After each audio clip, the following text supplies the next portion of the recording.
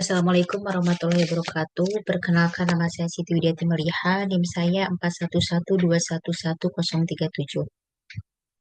Di sini saya akan menjelaskan tentang pengembangan aplikasi inventory barang dengan metode waterfall. Yang pertama dari komponen yang ada di abstrak. Latar belakang dari permasalahan ini yaitu ketidakakuratan dalam proses pencatatan yang masih dilakukan secara manual, yaitu masih menggunakan Excel, sehingga hal tersebut yang dapat menyebabkan kerugian terhadap perusahaan karena data yang dihasilkannya itu tidak valid dan proses penginputannya itu yang masih lama. Yang kedua, tujuan dari penelitian ini yaitu untuk mengembangkan aplikasi inventory berbasis web yang dapat meningkatkan efisiensi dan akurasi dalam pengelolaan data persediaan. Yang ketiga, metodologi yang digunakan dalam artikel ini yaitu metodologi waterfall dengan melakukan beberapa tahap dimulai dari analisis kebutuhan, kemudian desain, implementasi, pengujian, dan pemeliharaan sistem. Hasil dari penelitian ini menunjukkan bahwa aplikasi yang dikembangkan itu dapat mempermudah proses pencatatan barang masuk dan barang keluar, serta menghasilkan laporan stok barang dengan lebih efisien. Kesimpulan dari artikel ini yaitu komputerisasi sangat diperlukan untuk menghindari kesalahan pencatatan manual dan untuk meningkatkan pengelolaan inventory secara keseluruhan. Abstrak ini mencakup keseluruhan dari inti artikel ini karena memberikan gambaran jelas tentang masalah yang ada, solusi yang ditawarkan, hasil, dan kesimpulan. Sehingga dengan adanya abstrak ini dapat mempermudah pembaca untuk memahami esensi artikel tanpa harus membaca keseluruhan teks dan memudahkan pembaca itu untuk mengevaluasi relevansi terhadap penelitian. Kemudian yang kedua, komponen yang ada di dalam latar belakang.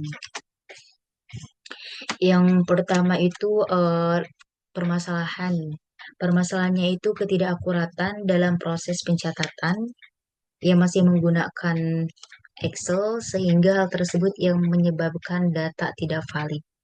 Kemudian urgensi penelitiannya itu sangat tinggi dikarenakan sistem komputerisasi diperlukan untuk meningkatkan efisiensi dan akurasi dalam pengelolaan data persediaan.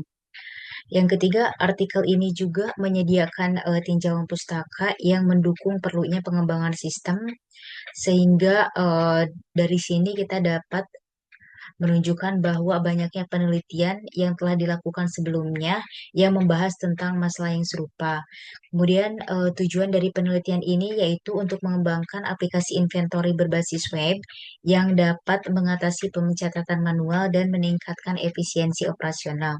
Sehingga dengan adanya aplikasi ini diharapkan perusahaan dapat melakukan pencatatan barang masuk dan barang keluar dengan lebih mudah serta menghasilkan laporan stok barang secara akurat.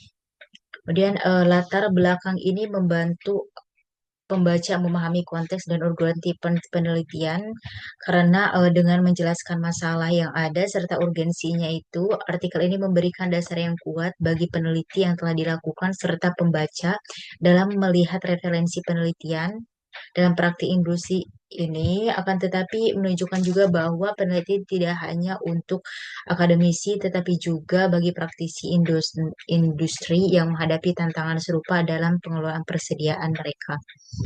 Kemudian, komponen yang ada dalam metodologi. Yang pertama ada desain. Pada desain ini menggunakan metode waterfall untuk pengembangannya dan alat yang digunakannya itu UML dan Logical Record Structure. Kemudian yang ketiga itu teknik pengumpulan datanya itu survei pengguna untuk mengidentifikasi kebutuhan sistem. Kemudian metode analisisnya itu pengujian aplikasi itu yang menggunakan black box dan metodologi ini sudah cukup jelas dengan sesuai dengan tujuan. serta langkah-langkahnya itu sudah terstruktur dan memudahkan pemahaman tentang bagaimana aplikasi ini dikembangkan dan diuji. Kemudian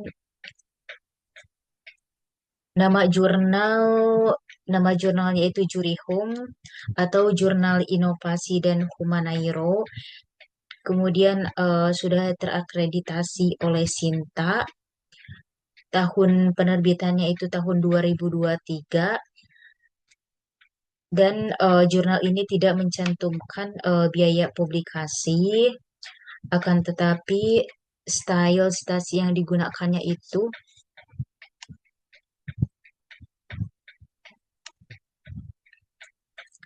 berdasarkan daftar pustaka. Style yang citasi yang digunakannya itu yaitu gaya alpha, di mana alpha ini American Psychology Associations. Kemudian untuk membandingkan artikel ini, pengembang aplikasi inventaris barang dengan metode waterfall dengan perancangan aplikasi pemesanan layanan gigi berbasis website, ada beberapa aspek yang dapat dianalisis. Yang pertama itu dari struktur, kemudian dari isi, dan dari kualitas. Untuk dalam perbandingan struktur, kedua artikel ini mempunyai struktur yang serupa, di mana latar belakang dan masalah dan permasalahannya itu yang ada itu hampir sama. Kemudian artikel tentang aplikasi inventory itu menyajikan tentang latar belakang ketidakakuratan dalam pencatatan, sedangkan artikel pemesanan layanan gigi ini menjelaskan tentang masalah proses pemesanan layanan yang masih dilakukan secara manual. Kemudian keduanya itu mempunyai tujuan penelitian, di mana artikel inventory ini bertujuan untuk meningkatkan efisiensi pengolahan data, sementara artikel pemesanan layanan dokter gigi ini meningkatkan kualitas layanan dan efisiensi operasional.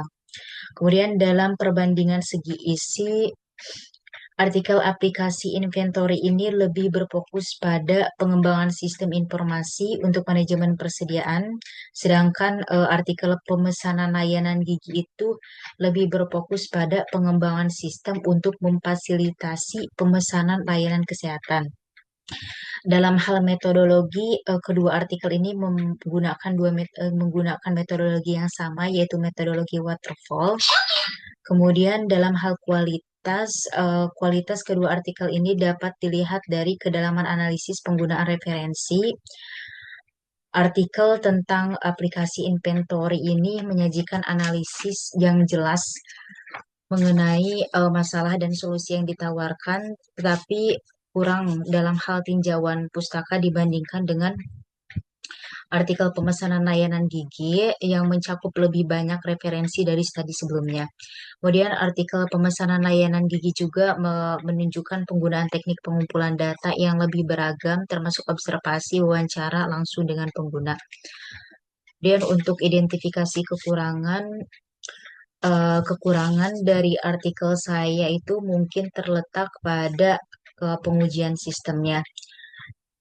Jadi untuk memenuhi standar jurnal terakreditasi, alangkah lebih baiknya itu menyertakan informasi lebih lanjut tentang pengujian sistem yang memastikan kualitas aplikasi yang dikembangkan.